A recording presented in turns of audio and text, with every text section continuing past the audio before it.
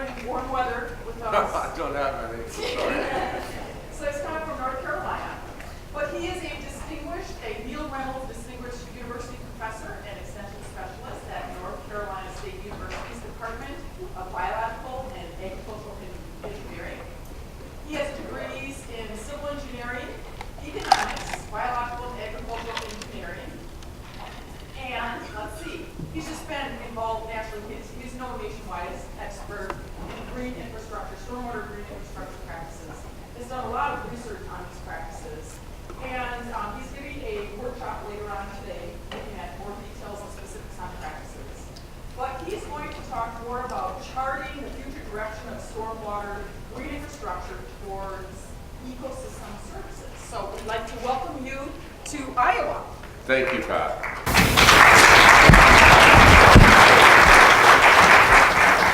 Well, it's good to see you all this morning, and I actually woke up before my alarm went off. I said, well, I guess that's a good sign. After about 3.5 hours of sleep, that's just a joke. I got about 5. Some of y'all probably got 5 too. We're out partying here in Ames last night. So, what's a good place to eat? What's a good place to eat? Like here I am at Iowa State. How many Iowa State alumni are here?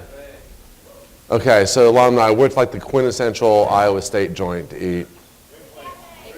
The cafe. Did I hear the Freebird? Hickory Bark. Hickory Park. Hickory Bark. I mean, I know what y'all eat in Iowa. Maybe that's good. I don't know. All right.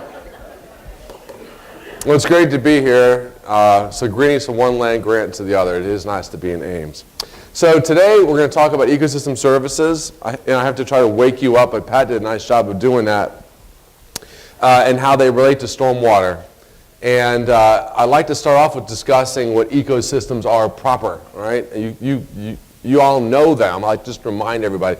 So in North Carolina, we have these mountain ecosystems, which are beautiful, right?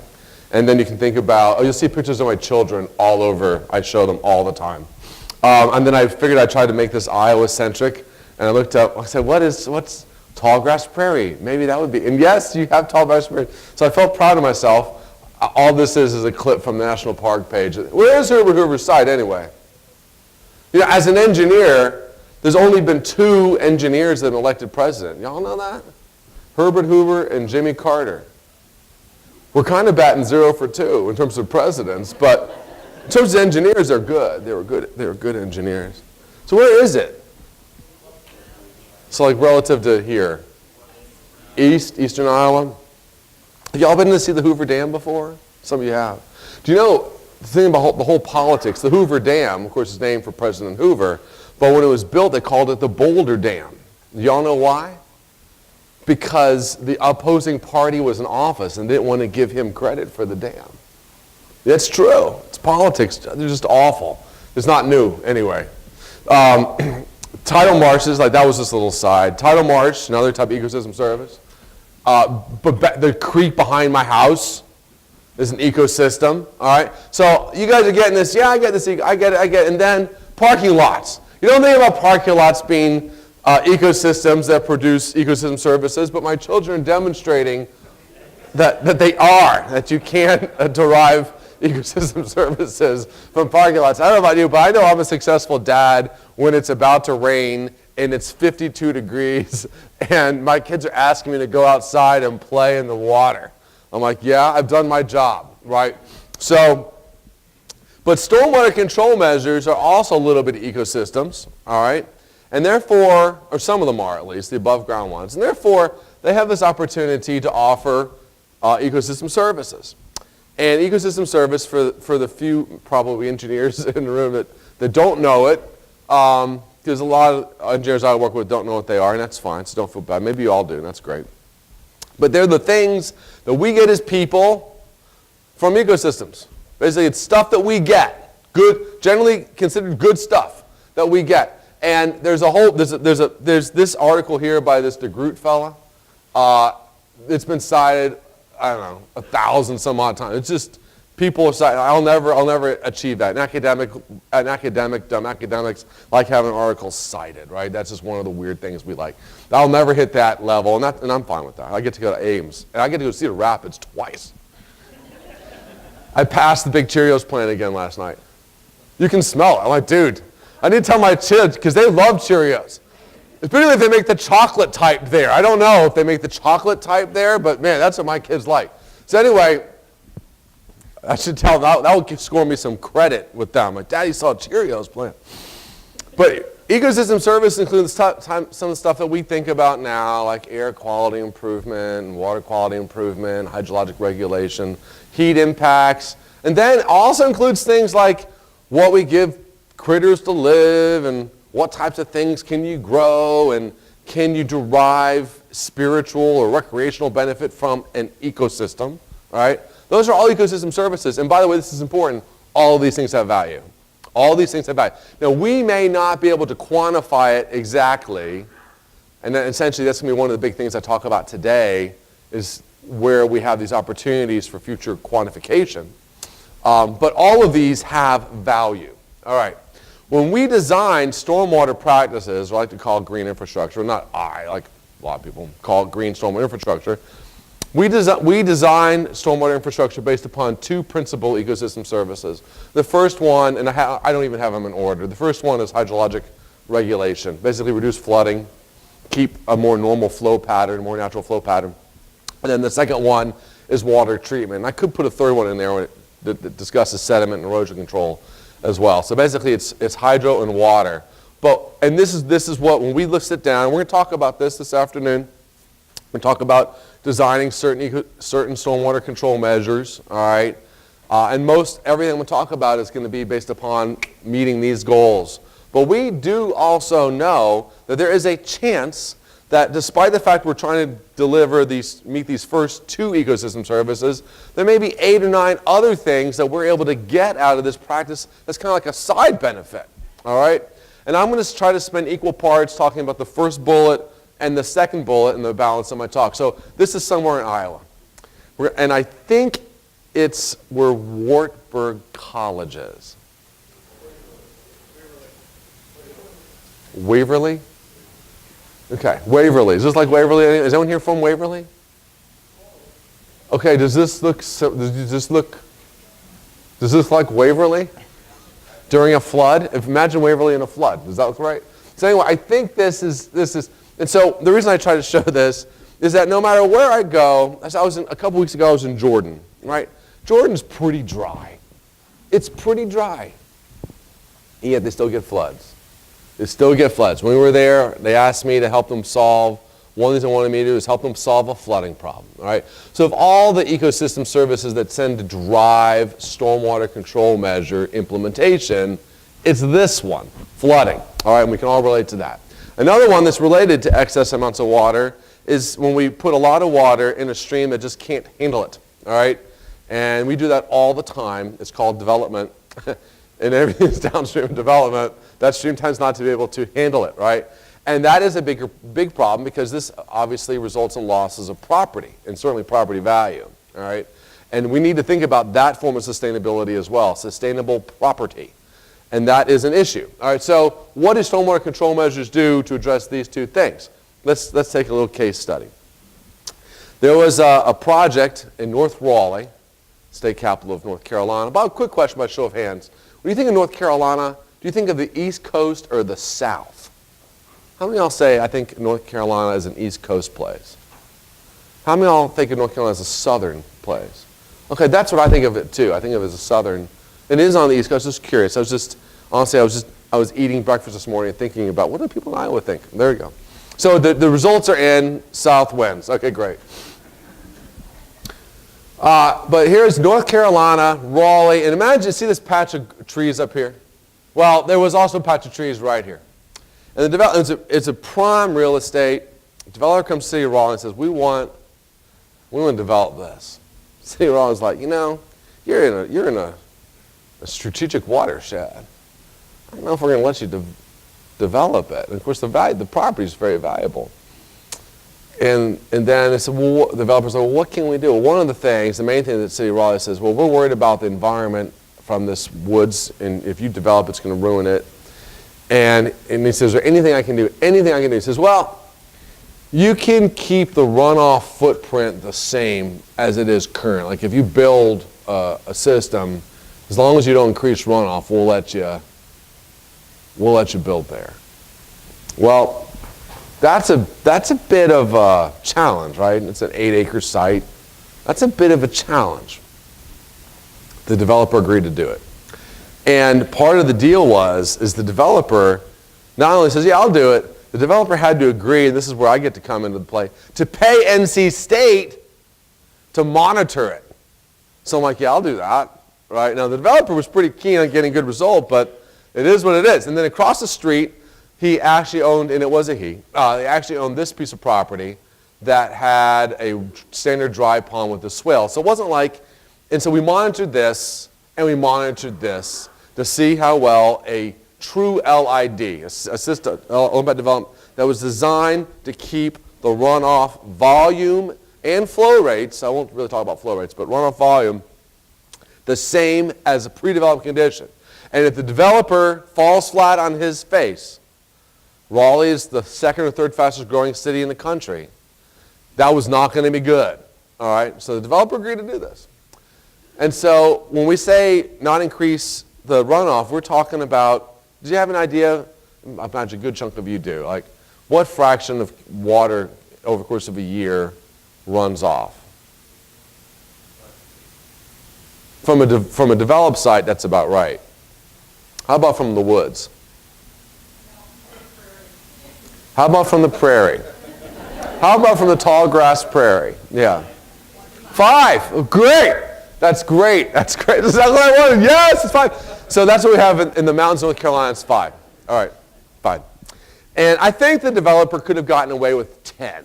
Like, he could have gotten away with 10. All right. I don't know, because you can find out that we didn't have to know. This is what the developer and the engineer working for the developer did. They did put the green infrastructure, which is the green stuff, on the surface, swales, bioswales, filter strips, bioretention. They had above ground rainwater harvesting, below ground rainwater harvesting, and when the rainwater, and they use this to irrigate a little patch, they use it to flush toilets inside the, and they'll do a little bit of irrigation. And then if it was a ton of rain, it would overflow all of that and go into this massive concrete chamber, and then that would bleed into an infiltration gallery. All right? And that's what they had. And remember, across the way, they just had a pond. And this is how well the system across the way did.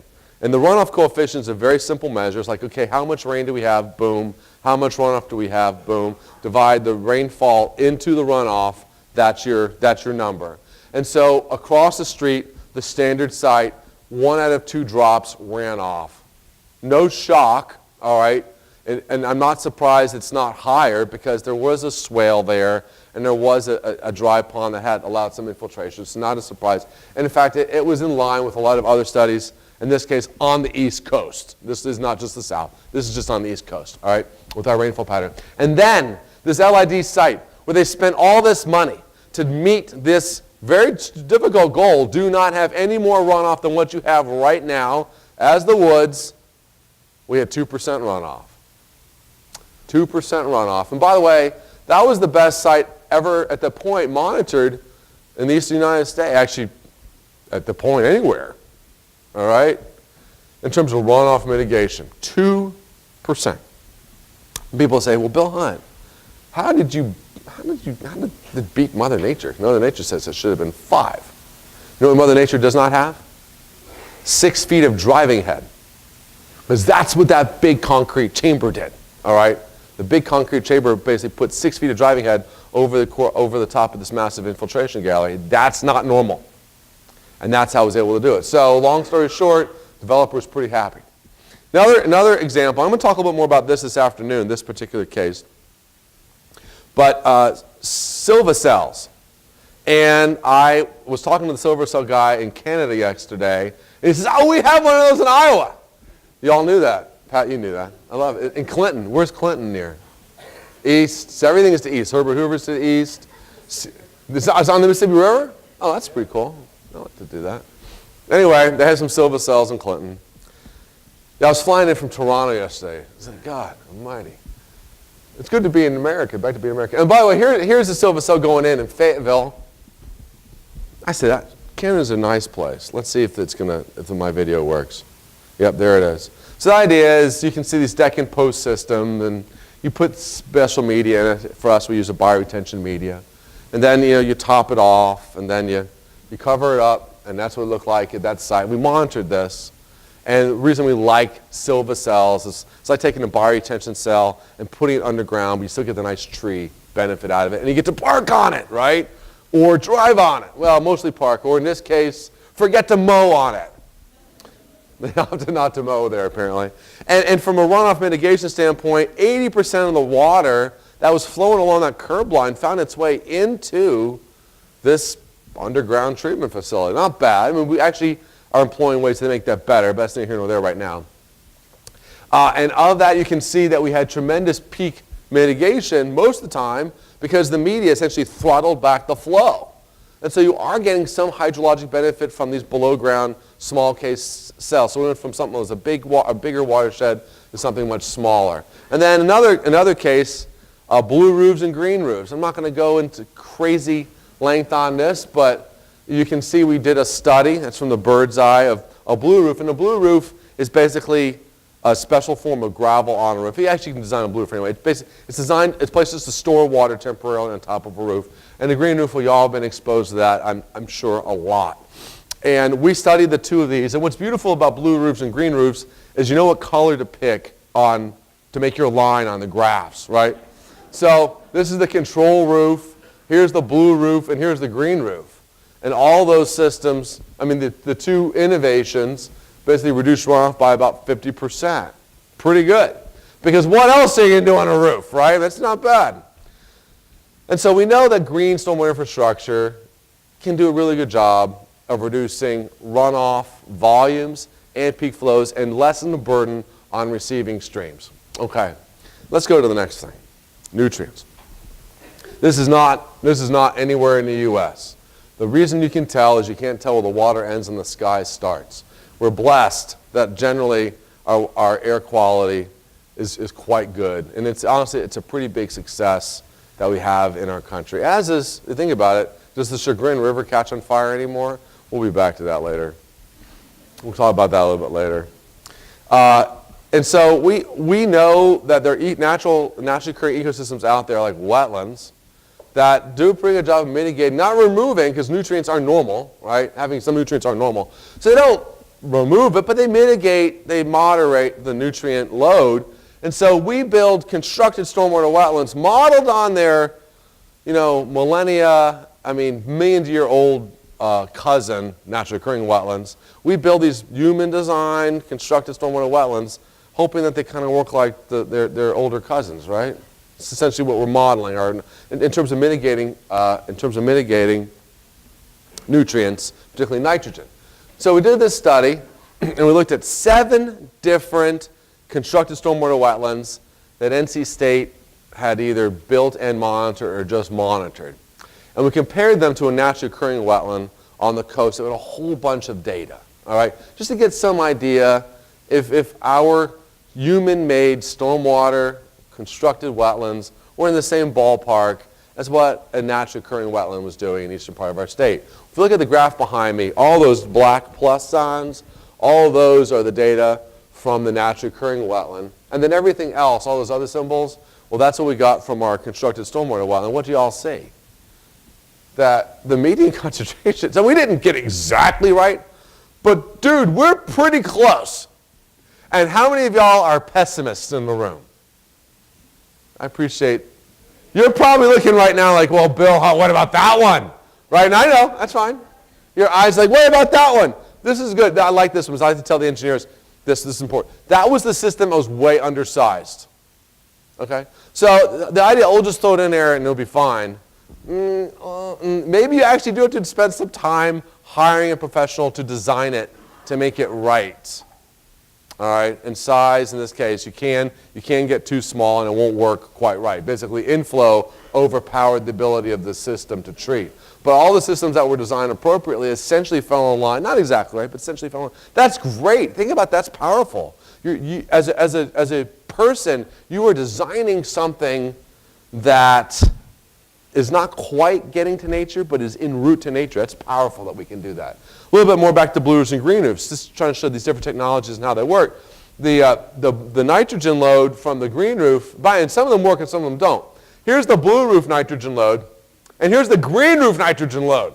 You're like, whoa! That's one of these, a lot of the green roof people don't like to tell you this, and I get it, but a lot of times their stuff leaks. Hemorrhages nutrients. Yeah. Because they're trying to get plants to grow on it, and they're like, we got to put a bunch of compost up here. And look, compost is important, but you don't want to put a ton of it on your roof right away if you're trying to keep your nutrient loads down, just as an aside. All right? So some systems are better than others, but for almost any place, someone who's in the field can certainly pick a practice that does a good job of mitigating nitrogen if you need to, or mitigating phosphorus if you need to. That's nitrogen load, and the phosphorus load, honestly, was just as bad in terms of the disparity. Okay, so we're going to move on. And here's my picture of the Chagrin River, 1969. Some of y'all I know were alive then. Some of you remember? How many of y'all remember seeing this picture? Thank you. That's great. That's great. And it was on the cover of Life magazine. And that was before the day and age of all this digital stuff. And that's how people got their news, actually. They actually read magazines back in the day. And it was a pretty big deal. This happened in 1969. And then 3 years later, what got passed? Clean Water Act. That's right. A lot of people do attribute the Clean Water Act's eventual passage to the image associated with having a river catch on fire, which, by the way, is a failure. Right? Don't you think that's a failure? Your river caught on fire. That's a problem. And nowadays, when I talk about this, I go overseas, I refer to LeBron James. I said, this is where LeBron James lives now. Oh, okay, and they get that. They get that. All right, so we have issues with pollutants. That doesn't happen anymore, thank the dear Lord. But we have issues with pathogens. Pathogens are actually a pretty big deal. They cause beaches to close. And how many of y'all have been to North Carolina to the beach? Wow, that's great. Keep coming. It's great. I actually had my kids, and I felt like a Canadian. We were down there in February, and I just took a couple days off. You can do that sometimes. I took a couple days off. The kids were on a break, and it was 70, 73 degrees out. I'm like, dude, let's just go to the beach. Called my buddies. They gave me a decent deal. Not a great deal, a decent deal for a beach house. We went down, and kids are like, can we go swimming? I said, yeah, you go swimming. I'm not going to tell them no, right? They'll figure it out. I'm one of those, that's my style of parenting. By the way, that is not common anymore, at least on the East Coast. Maybe in the Midwest it probably is. The South, I live with a lot of East Coast people, not so much Southerners, all right? And so they just don't believe in letting kids figure crap out. I'm a real believer. I said, sure, I'll give you your bathing suits. Go on in. I'm thinking, it's going to be freezing. They'll figure it out, right? They're not going to stay out there until they die, right? And I'm there on the beach watching them, and they're there for 25 minutes. I'm like, really? And I did. I said, fine, I'm going in. And I was out there for another 15 minutes. I couldn't believe it. I'd swam in February. Anyway, there's these beaches, and sometimes they'll take their stormwater and they'll discharge it right on the beach. All right? I don't know. It's convenient. And you might not be shocked to learn that there's pretty high pathogen counts in that water. I know. I studied it. This is something I looked into. I studied this. And the beach we went to, it wasn't raining. It wasn't a problem in February. But you know where the kids play? The kids have a choice of playing in the stormwater runoff or the ocean. What do you think children play in? They do. I've seen it with my very own eyes. They pick the stormwater runoff, even though the sign says, please do not swim within 300 feet of this discharge. They play in the runoff, all right? And we know that there's some decent pathogens in there. And so we want to try to make sure we put systems in that clear out those pathogens, such as bioretention. And if you take a look at this, you'll see the inflow. The inflow are the blue diamonds. The outflow pathogen concentrations are the green squares. And you can see that it does a pretty good job. It's not like perfect, but it's a pretty good job of keeping the pathogen numbers down. Again, we're putting these practices in to perform these types of services. Reduce flooding, improve nutrient discharge, or regulate nutrient discharge. Try to eliminate or sequester pathogens. Metal capture. This is a colleague from University of Maryland gave me this data, this slide specifically, Alan Davis. And the pie chart is all the zinc and copper and cadmium and lead that came into the cell. And the green piece of the pie is all the metal that was trapped in the soil. And then the blue sliver is that which escaped. And then the red or magenta or pink, whatever color is, that's what went into the plant. So what do you see? Like 90, 95% of all the metals that came into these bioretention cells were trapped in those bioretention cells. Again, keeping the water clean. That's what they're supposed to do. Now, see, people ask, hey, Bill Hunt, what does that mean for the eventual disposal of those soils, right? Are we looking at a really expensive issue here in the future? And the answer is we want to look at it. So I went back to that cell I showed you earlier we did the pathogen study. We looked at metal and phosphorus, for that matter, concentrations in that cell. We broke it into these different quadrants. And where this area right here, you'll see the forebay where the water first came in. That's important. Then the water went from the forebay across the balance of the cell. All right? And we looked across those grids. You're going to see some heat maps now. I'm going to show you where the forebay is. And the heat maps illustrate where we had higher accumulations or potentially problematic accumulations of copper, zinc. I wouldn't call it a problematic concentration of phosphorus, but higher concentrations of phosphorus. And you'll see that essentially almost all of the problem was confined to the forebay, which does get cleaned out for other purposes. Now, none of these concentrations are at the point that you couldn't dispose of them on land yet, which is important, all right? And then we looked at the ultimate life of the site, and basically we're looking at these systems being around, before they fill up, 300, 1,000 years before we have a problem.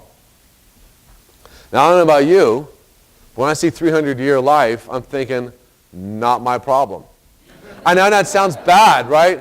But where are we going to be in 300 years? They're going to have like little lasers, assuming we're still here, okay? They're going to have like, zap it, zoom, zinc's gone. That's, I think, what we're going to be looking at. I'm not worried about 300 years from now. So that's good. All right. So everything I've showed you so far is what these practices are intended to do. All right. Do they reduce flooding? Check. Do they regulate water, discharge a stream? Check. Can they mitigate nutrients? Yes. How about pathogens? Yep, possible. Metals? No problem. Okay. And we shouldn't be surprised by that because we've been putting them in the ground for decades, right? And we've been kind of perfecting our design. We've been working toward a better design all of that time. And that's what we're going to talk about this afternoon, working toward that better design and also introduce new practices. However, why stop there? And this is what has been bugging me for a while, is we stop too quickly and say, okay, let's move on. But there's a lot more stuff that these practices are doing. For example, how do they deal with our variation in weather? I think that's what I'm allowed to say now. The previous administration in North Carolina, there was we could not say sea level rise. The legislature said, thou shall not say sea level rise. Okay? The water is going to go up. That's a way. The ocean you're in. I didn't say a thing. All right, so the previous administration had this executive order that came out that told federal property owners, essentially, you got to think about stormwater and greenhouse gas emission, blah, blah, blah. Well, I went to my DOT because I'm an extension specialist. How many of y'all work for Iowa State Extension? Is there anybody? Good. Like 5. Okay, great. Well, when you work with extension, you can appreciate, you just drive all over. You probably drive all over. So, okay, I go all over the state. And I'm driving around, I'm like, and by the way, interesting note, between North Carolina and Iowa, you're the 27th largest state, landmass-wise, and we're the 28th. Isn't that cool? You have 99 counties, right? We have 100. And I thought we were the two most, but really Georgia has like 159 counties. 159 counties? What are you doing with all those counties down there? But anyway, that's what they got. So I'm driving around through some of our 100 counties, and I'm looking on the side of the road, and I'm thinking, you know, and I'm good buddies with our DOT. All right, you probably call it IDOT here. But do you call it IDOT? I do. I do? I know. I know. Okay, so Iowa DOT, Iowa DOT. All right. I'm friends with North Carolina DOT people. And I'm driving around, particularly the stormwater guys, and I said, Matt, so you've got all these things on the side of the road that I think might be sequestering carbon. And he goes, uh-huh. I said, well, Matt, there's this executive order out that I know the FHWA is seriously looking into ways of accounting for carbon sequestration. Uh-huh. I said, well, you're going to be required to do that. Don't you want to know how much carbon you might actually be sequestering along the sides of your roads just by doing nothing? And that is, oh, okay. I said, it's only going to cost you $80,000. Hey, that's a bargain. That's a bargain in research world, I think. And it's like, okay. And by the way, here's an example from a wetland where you can see pre-burn, post-burn soil. What's that black stuff? That's carbon, right? But it burns out. Well, we devised a carbon accumulation rate for roadside shoulders and swales, all right? And then we also looked at comparing standard swales to wetlandy swales. And we have a bunch of those in East North Carolina to see if one of those sequestered more carbon than the other. Guess what the answer was? Oh yeah, wetland swales sequester more carbon than standard swales. Is that a shock? Mm-mm. So then I said, you know, Matt, what's interesting, in fact, they sequester about twice as much, almost twice as much. I said, if you had more wetland swales, you could even start making little conversions and trying to take these borderline dry swales, turn them into wetland swales, because now, I'm not going to show you this, they also do a better job of removing nitrogen, Shock City. And this is what DOT really liked. You don't have to mow them. You maintain them once a year, whereas the other ones you have to mow 3 times a year. And I asked him, I forget what the number was, but he knew exactly how much money the DOT spent on mowing. So if he knew that he could mow less, he's like, I could save money. Mm-hmm. And with all of that, DOT then asked us to do a study where we started trying to convert dry swales to wetland swales, principally in the name of increasing carbon sequestration. But there's other benefits too. Now, I swear to God, that was probably the first time in the South that a stormwater decision had been made based on carbon. But there it was. Ecosystem service that's provided. By the way, if you are ever interested in such, you can calculate the footprint of any stormwater control measure, carbon footprint of them. The calculation is relatively simple. The embodied carbon, what you get out of the ground, the addition of the construction carbon, maintaining it, and then what balances that out, hopefully, is that carbon which is sequestered by the vegetation.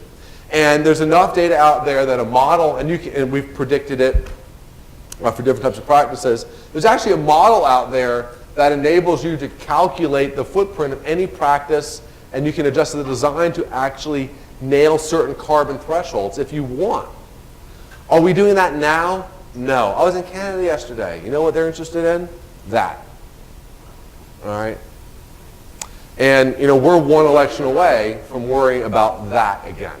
Let's talk about urbanization and the effect of the heat island. You know, when I think, in fact, to me, the classic city for this is Chicago. You hear about it, you know, every 3 or 4 years, Chicago. How many are Cubs fans? Congratulations. I mean, my God, y'all waited a long time. I know it's been a year, but if I were a Cub fan, I'd still be celebrating. Who else y'all root for? Royals? Well, you got yours 2 years ago, right? 3 years ago? This is a good place to be. What else are you Cardinal fans? Twins! Oh, right, the Twins. Orioles? That is...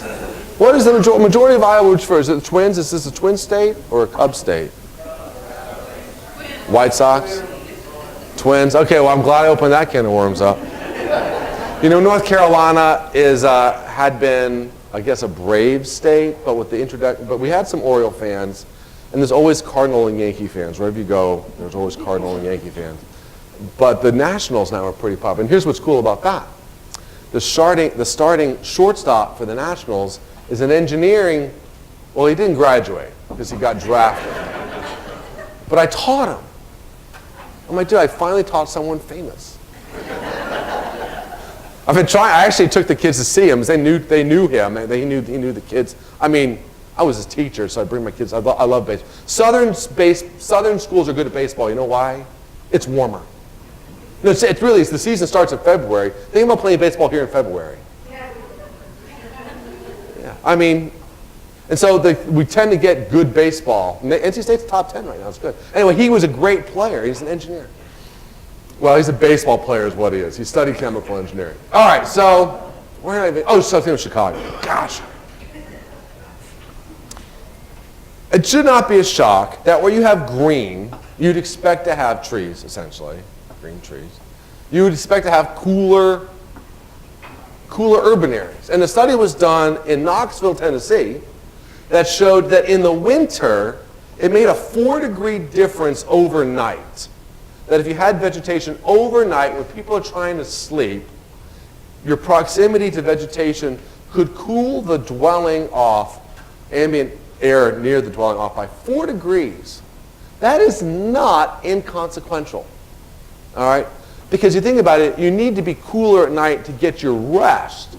And while most of us in this room are blessed enough to be able to afford air conditioning, not everyone in this great country does. All right? Another interesting thing from Toronto.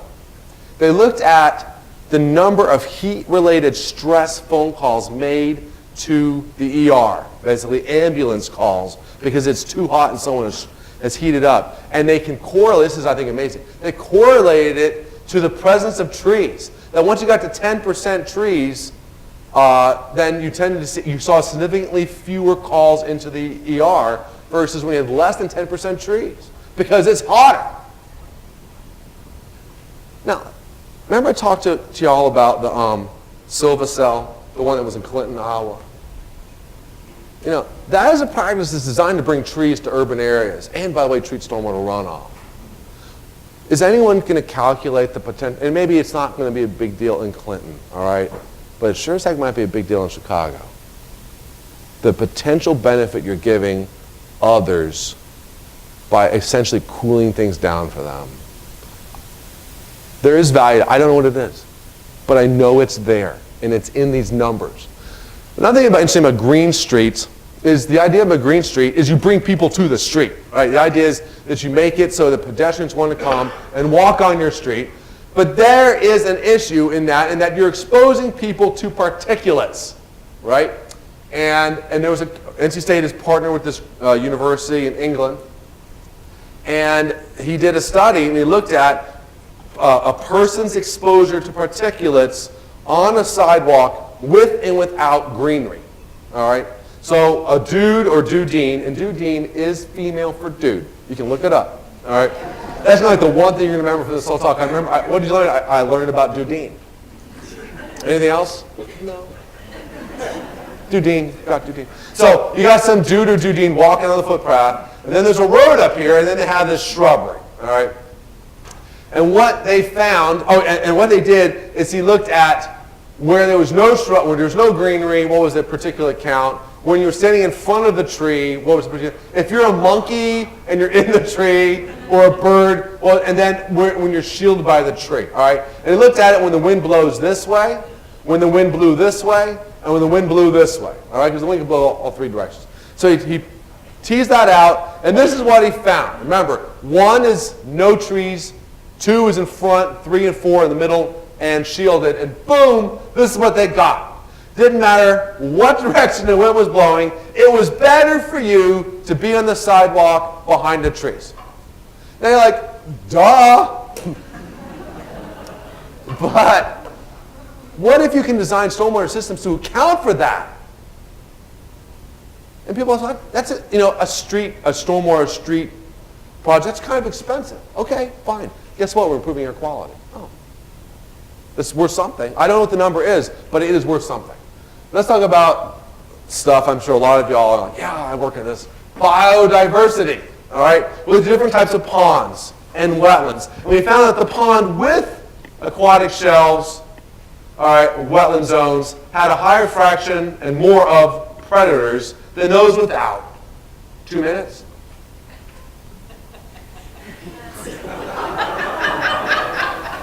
If y'all want to come and hear some of these things, I will talk about some of this a little bit this afternoon.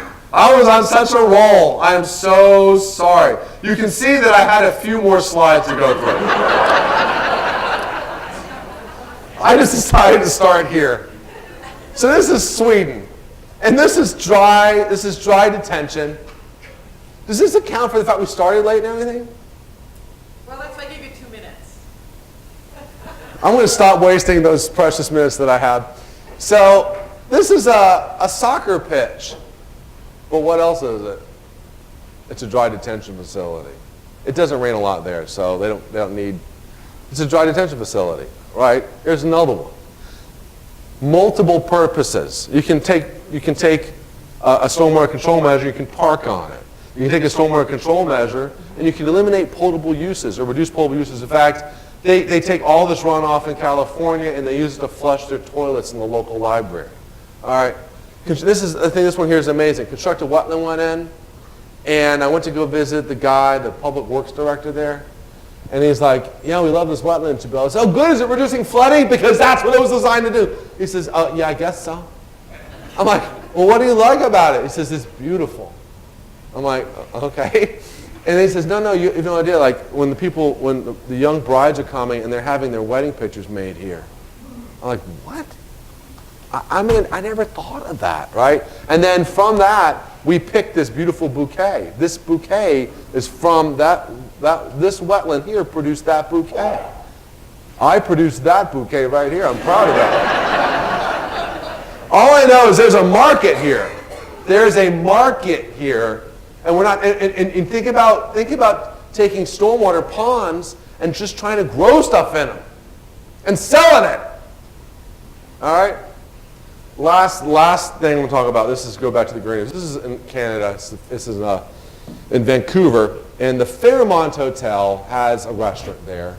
And they have a green roof on top of their hotel. And their green roof they use to basically get herbs and stuff they put as ingredients in their restaurant.